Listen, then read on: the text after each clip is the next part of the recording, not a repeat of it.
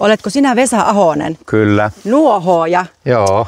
Kun minä sain tehtäväksi touhutontulta ottaa sinut vastaan, kun hän on asioilla, niin en tiedä osaanko minä sinua auttaa, mutta... Kyllä varmaan osaat. Pitää vähän suojauksia tuonne sisälle, että ei noki pöly lentele ihan joka paikkaan. Musta olisi aika hauska, jos touhutontun talossa tulisi ihan musta. Oho. Se on niin herkkä tuo noki leviämään, pitää koittaa tehdä huolellisesti, eikö sanot? Elää hän tippu.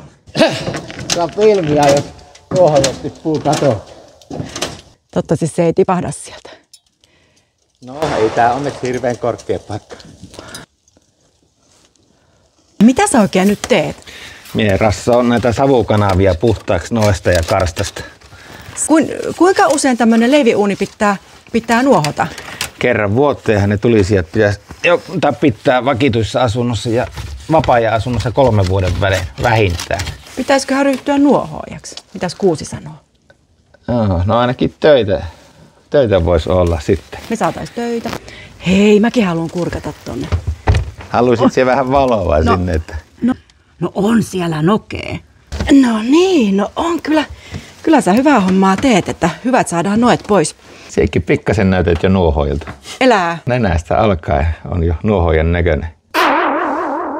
Tonttu Touhukas kertoi mulle, että sä oot myös kunnanvaltuutettu. Joo. Onko se totta? Kyllä, pitää paikkansa. Saatko sä päättää isoja asioita?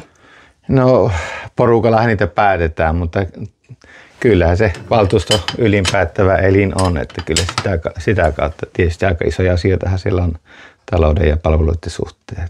Musta on aika jännä, että kunnan kovimpia päättäjiä istuu tässä nuohousasu päällä ja se on ihanaa.